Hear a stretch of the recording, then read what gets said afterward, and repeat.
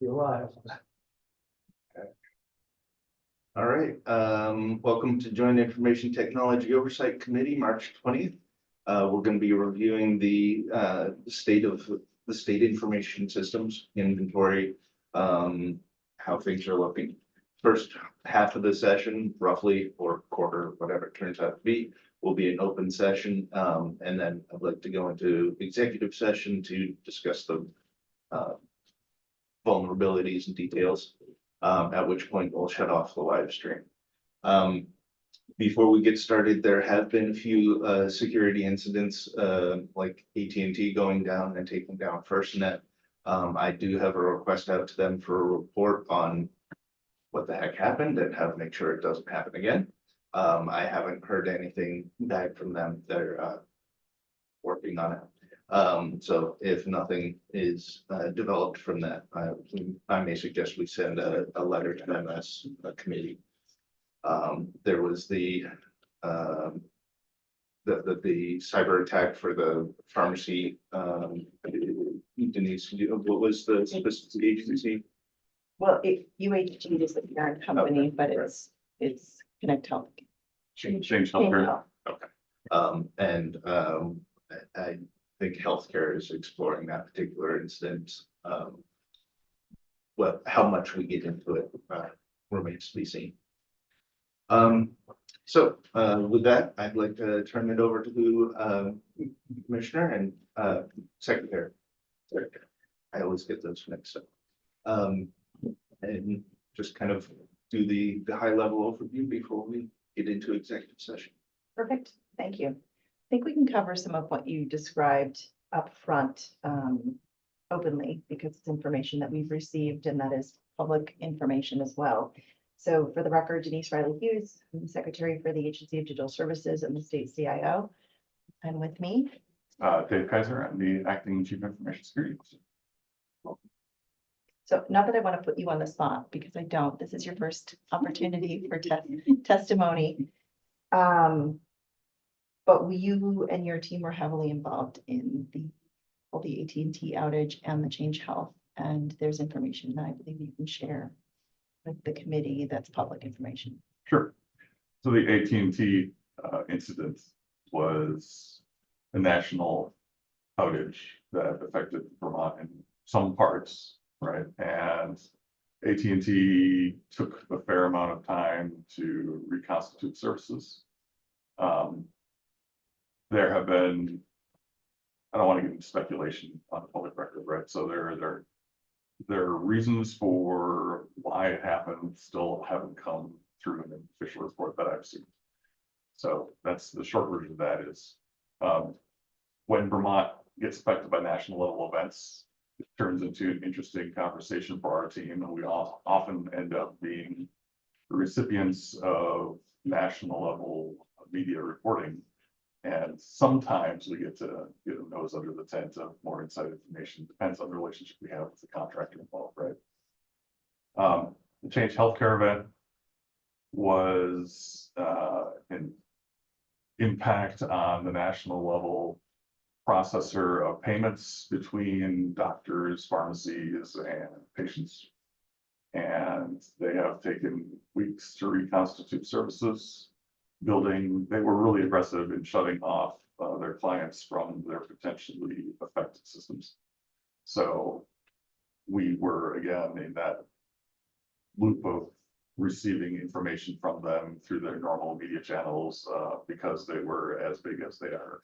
They also did a very good job of processing, sharing information through very formal formats. We were talking to them. Well, we were recipients of information, I should say, every 2 to 3 days during the beginning of it. And it affected payment systems in Vermont, just like across the country. And it's got federal attention at this point. I believe the White House's cyber team is looking at what we can do in the healthcare space to harden systems overall. And it was, from what I've been reading, an unexpected vector, right? The CISA folks, Cyber Infrastructure and Information Security Agency, have gone on record as saying that they didn't see this as a primary vector. They had identified it as a possibility, but it's not something they have put as much emphasis on as they probably should have. So I think that's an interesting learning point, not just for the state, but for all the federal partners that we're plugged into as well. I'm concerned, especially about the FirstNet outage. I think by law, Vermont is supposed to have interoperability so that systems like FirstNet, when they fail, should fail over to something else, but we don't have, to my knowledge, a backup. Is anyone working on that in ABS that you're aware of? How do we satisfy that law for interoperability? So is that telecommunications operability, right? That is one of the items coming out of what we expect AT&T's report to be. This is far beyond just ADS as well, so we may acquire their services for state support, but we work in conjunction with PSD, PFC around and telecommunications and E911 to, it's a more holistic effort. So we don't manage the utilities piece, but we are a consumer of the services. Our mitigation plans, we were able to take advantage of those. We identified very isolated instances within state employees and state workers where this was impacted. And interestingly enough, some were traveling. So they were impacted in other locations, not in Vermont. The Wi-Fi accessibility is a strong backup, but it wasn't foolproof. And I think that we found within some of the user communities, it was from the early morning until Mid-morning, I think. Mid-morning, Within an hour or two that those issues cleaned up. Yeah, correct me if I'm wrong, FirstNet came back up fairly swiftly, Quickly. but the regular network. was down. there were some isolated individual cases where it was not operating the same. Some folks were showing up as, so when you see your phone on SOS, it means that you can call 911. And so E911 was not reporting outages. They were not seeing any issues on their side that we received information on. And that would be more for internal state services. We did have some users claiming to experience intermittence in having that access, the SOS access, and not. And so the recommendation coming forward was please log on to a Wi-Fi, get connected to some sort of Wi-Fi service if you are able to. And there was no follow-on issues with that. I think the FirstNet conversation and the failover conversation holistically is much broader than the two of us. Of course. Think about. So we came prepared to talk about security, which most of that is going to have to be confidential conversation. We do find that security in general is not something solely owned within the security office within the Agency of Digital Services. I think one of the mottos we continue using is security is a team sport. So in order to do that, we need to have some broad knowledge share of information, some expectations. And David is working with his team operationally to really expand upon that. We also have the Cyber Advisory Council that is meeting today, interestingly enough, that is focused around critical infrastructure. And so a lot of those conversations around expanding those cyber programs, cyber preparedness, response, collective community response, where those resources exist is really important.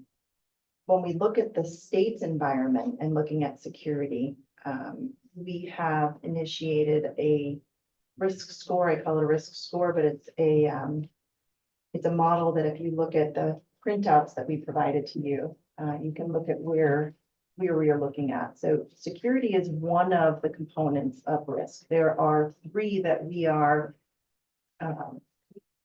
looking to measure and working to measure the state's systems in. One being security, one being technology, and one being business. And when we say business, we're talking about the services and the technologies provided by the state of Vermont, the agencies, departments, commissions, boards, and who is impacted by that, what that looks like. So if you want to flip down to, I think, the second page where it says security. Sorry to interrupt. Before we open this up, because we are streaming and the camera is there, I would just ask Rep. Priestley and Senator to make sure that your pages are. Thank you.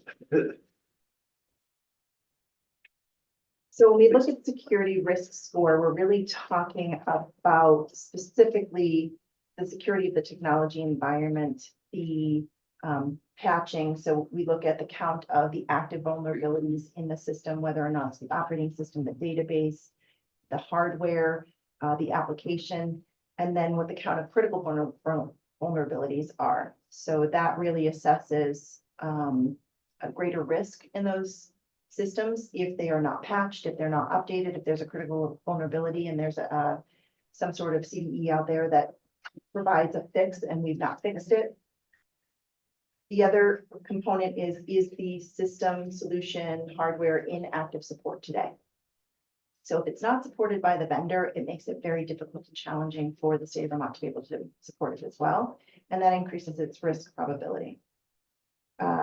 We have a set of security policies that we've published internally that we use around configuration management framework that we are also going to be publishing them more broadly. And so does the system align to our security policies? That's going to be critically important because if it doesn't, and we've allowed it to be an exception to the rule, it still creates a security vulnerability. It still creates a risk for the state, and that needs to be known and factored into that score. And whether or not it meets our security compliances. So we have multiple compliance requirements within the state of Vermont, both as a state compliance requirement and federally. And they all vary, but they have a major security component associated with them.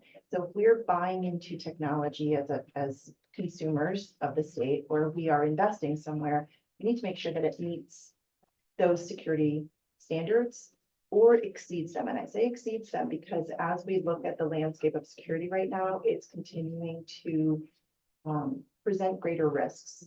And if we are just barely meeting, then we'll always be playing catch up. And so it's a concern that we have. So exceeding security requirements is really the ideal space.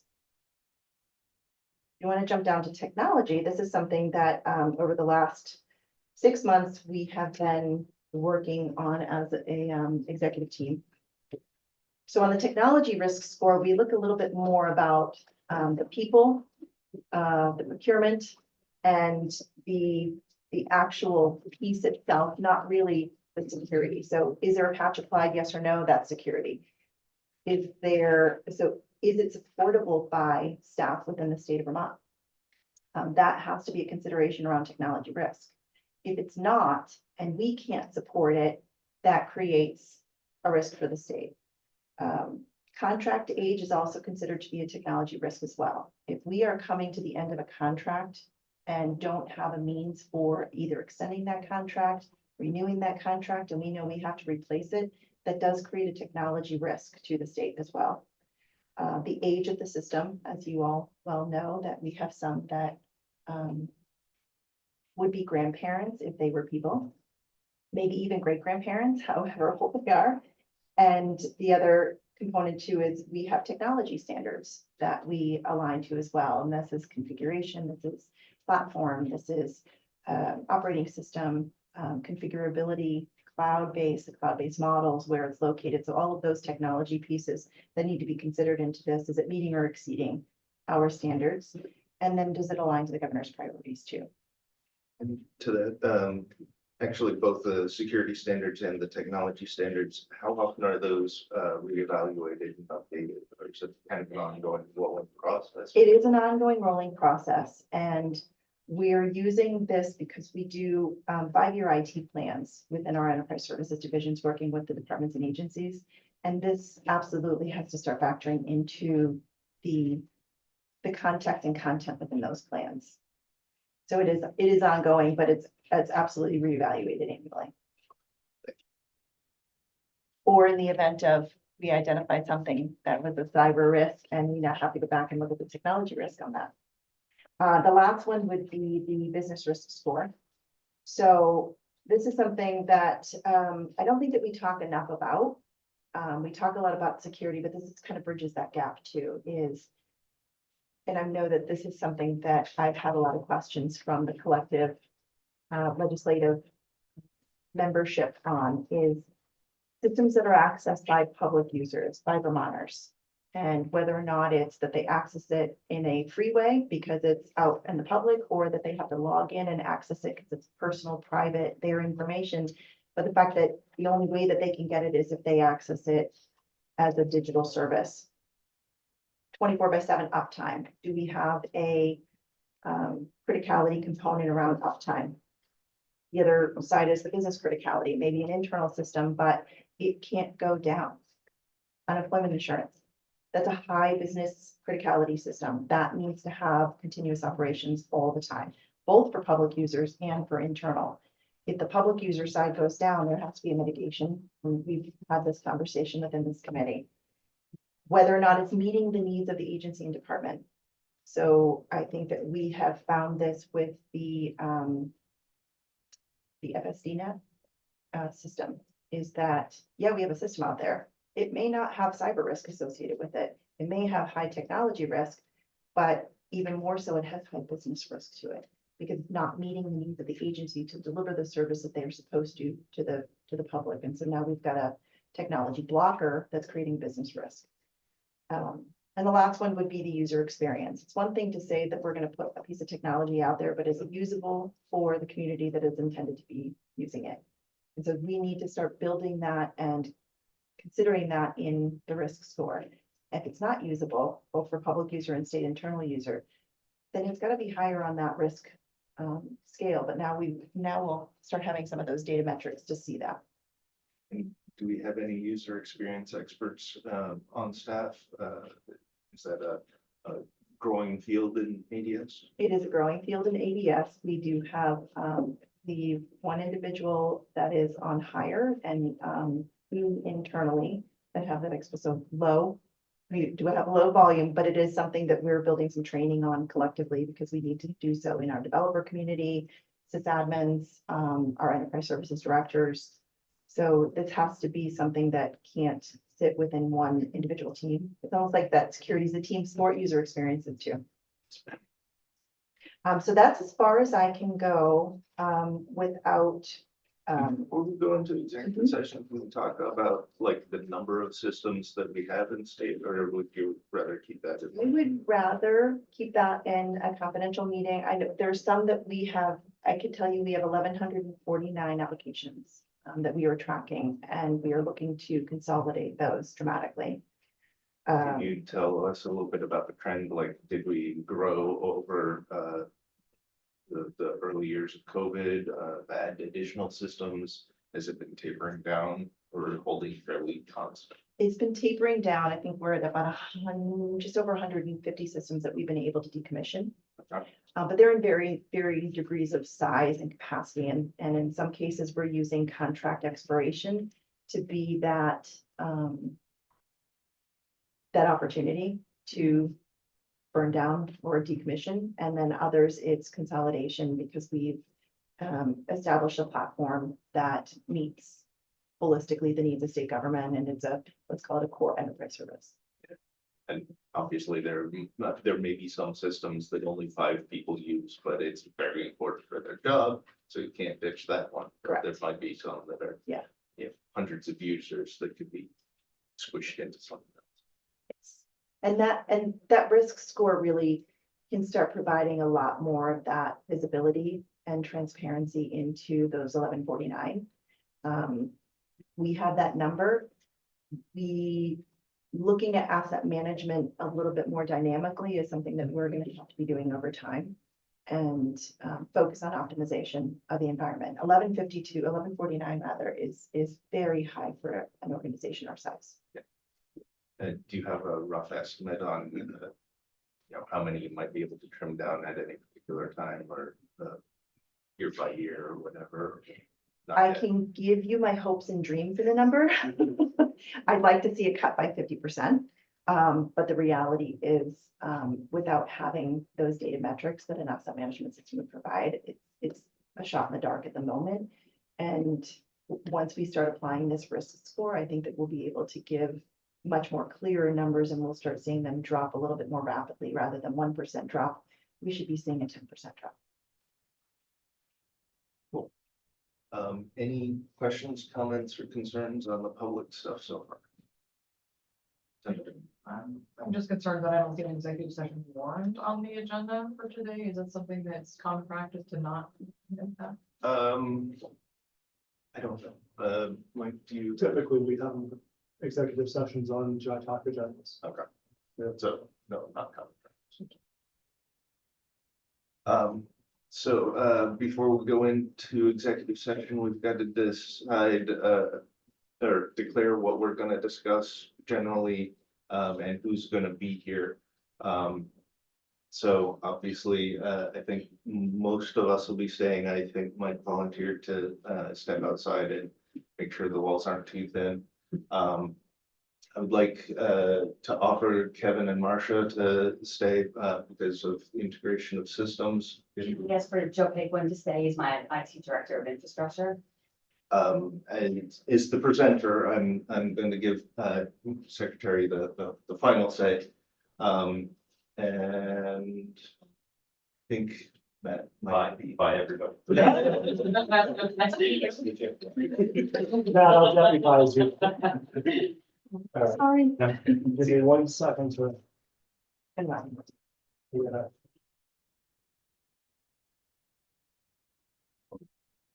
We should take the vote before, or is it? You still still have, online? yep, you're still on. Yep. Okay. Yes. Rick still welcome to the conversation? Rick is, He would. Rick Siegel? Yes, but I thought if we have him on Zoom, we've got to switch it to a secure session.